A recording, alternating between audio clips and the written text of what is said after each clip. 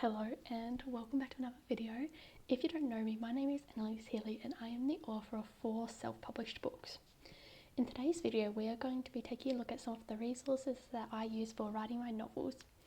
Now in the future I am going to be doing a video on the resources that I use when publishing these books, but for now we are just going to be looking at the resources used for planning, outlining, writing and the revisions of novels. So let's just get right into it. So this here is just like an overview of the resources that I use, and we'll go into some more depth on some of these soon. So I have split these into little sections so it is easier to understand where each is used. So for idea generation, I use Pinterest, obviously in creating some mood boards and just getting like the feel of things. It's really good for me to like figure out like the atmosphere of the book and just get all of my ideas down. Then Spotify, obviously in creating playlists, also again for just getting like the vibes and atmosphere of the book. And then a really important one here is Notion, which we will be looking at more in depth, but pretty much it is a site for everything, for outlining, planning ideas, organising your books, world building, character building, all of that you can use Notion for. Okay, so outlining. I like looking at some of the blogs that Savannah Gilbo has on her website. If you just search up her name, you'll find it. We'll also look a little bit at this. Okay, so then for just jotting down random notes, random ideas about the books, I use usually a Google Doc, but if I'm on my other laptop, it'll be Microsoft Word, because those are just the resources that are better on either laptop. I don't prefer one or the other, it's just what device I'm on. Again, device if I'm on my phone, the Notes app, that's just for anything random that comes to mind. And then for the outline for the novel, I will use Google Doc or Microsoft Word, using a structure found from the internet. So for writing, Microsoft Word through and through. I don't know why, but it just works so much better for me than Google Docs. I just have so many problems with Google Docs when I'm just writing first drafts. That also sets us up for down below when we do formatting. Microsoft Word is just so much better in terms of how many like different things you can do in relation to formatting. On the other hand, I love using Google Docs for alpha and beta reads. It is just so much easier to share these documents. More people use Google Docs than Microsoft Word, so you can cater to your readers better like that. And I also find if you have a weaker internet connection, it is a lot easier to load Google Docs and all of the hundreds of comments than it is to load Microsoft Word document full of comments.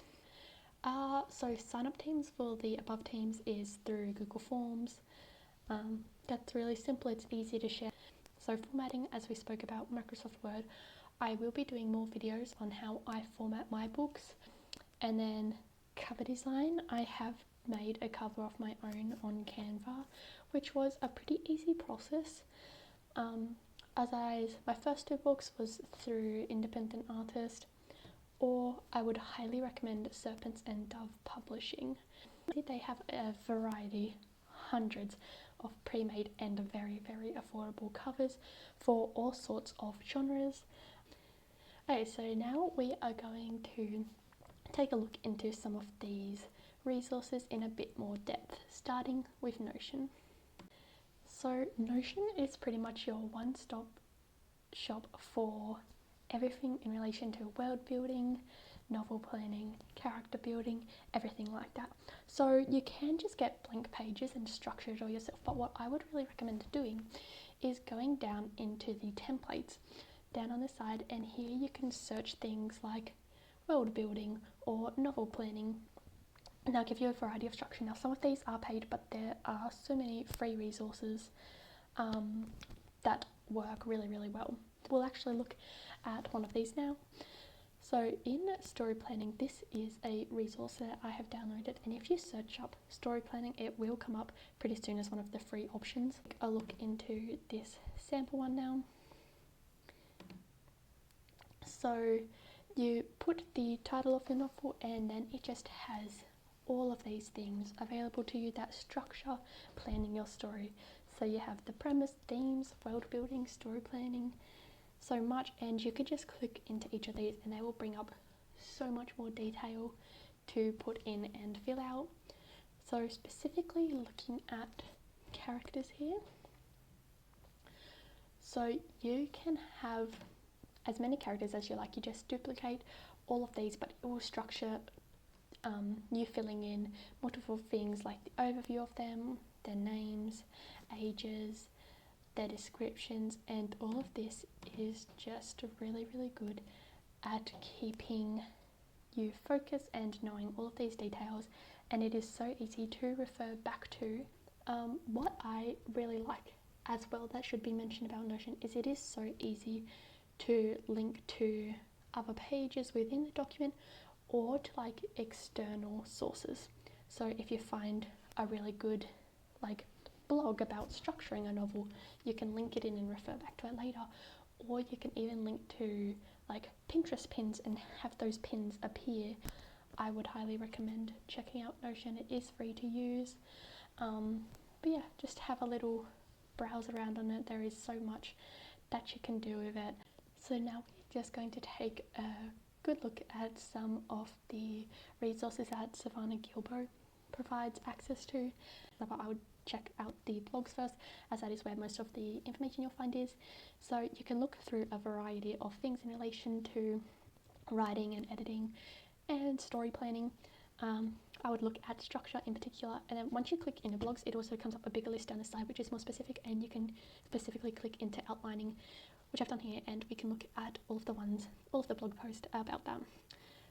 So as you can see, it covers a variety of topics, a variety of structures, anything that you could need. I particularly like how to outline a romance novel, which gives you a structure and tells you what should be happening in each. In a second we'll look at how I have used that to outline one of my upcoming books.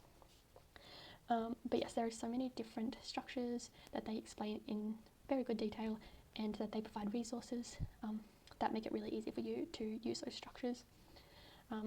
This is only one resource of many on the internet that will provide this information, but I've recently found this one and have really liked the depth and how easily explained things are. So now looking at how I have used one of her resources, which is the romance structure for one of my upcoming books. So she does provide details on what should be included at each stage, like the hook. What should the hook look like? The inciting incident, what should that look like? And then I like to just put it into a table and have that information on one side. I'll just write brief information that relates to, like, for this person, what the hook should do. And then I'll write scene ideas that I have.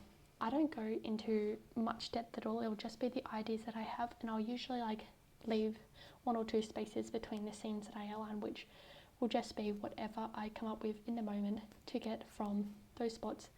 But just outlining roughly those major spots throughout the book will be so helpful in making sure that the tension and all of that flows nicely throughout the book, and you don't ever get bogged down or stuck on where you're going next. So again, this is just one structure that is provided by Savannah, but there are so many other resources on the internet you can use. So now we are going to be looking at this resource that I created, which is a writing tracker. It just keeps all of the writing that you do so you can see your progress and see how much you're making, and it just really helps me feel motivated when I see that progress is being made. And it's really good for setting goals and keeping track of those goals. So you fill in all of the little information, and I have organised this resource all with formulas. So once you put in some information, it updates all of the things that you need to. So all you need to do is just go your word count at the end of the day, put it in, and it will work out everything else for you, which is so helpful, saves you having to do a lot of maths. I do have a section for notes down the side. One thing I would highly recommend doing is, if you are doing this in Google, I don't know what they're called, Google Sheets, you can link to the different documents you have. So if you're writing on a Google Doc, you can go and link in your Google Doc, and it's as simple as clicking on that link and it will take you straight to it, which again, I just really like this for how much it keeps all of your information and your documents together in one spot so you can access all of it. So I am sure I don't need to show you how to use Google Docs or Microsoft Word for writing the first draft. Just slap those words in there in plain text. You can work out all of the formatting at a later date. So now we're going to move on to looking at revisions, and we'll look at using a Google form for organising these teams. Now this is really simple. Just put in some information about the book, about the people you expect, what their responsibilities will be, a few quick questions for them to answer, and then this is really easy to share to your Instagram to get people to sign up. You might like another form application to fill in, but this is what most people tend to use. There are lots of resources on the internet for what questions you need to include. So now we are just going to take a quick look at Serpents and Doves Publishing. I would highly recommend them if you're on a budget, even if you aren't looking for pre-made covers for your book. They have a huge variety of books, hundreds of pre-made covers, so you're sure to find something that fits the vibes of your book. So you can look into pre-made covers here or scroll down and they give you some of the options there. So that's just a nice overview of the different sorts of book covers that you can find here. And they are so easy to work with. Once you pay for it, you can get in touch with them, tell them all of your book dimensions and things like that, and they will get it all up to the standards that you need to just put it straight into your publishing site and get it printed.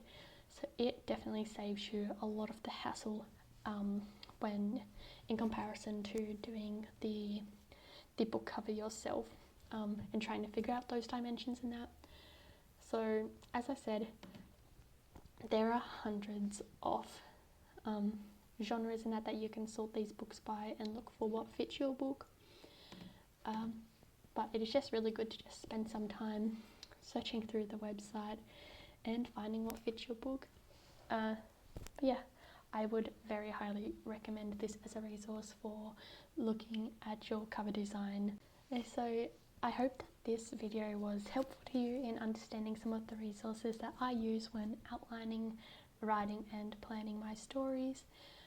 If you have more questions, you can leave them in the comments and I'll be happy to answer them. Now this was just a really quick overview, so I hope I explained everything well. Again, lots of people have lots of different ways that they like to organise their writing, but this is just what I find personally works for me.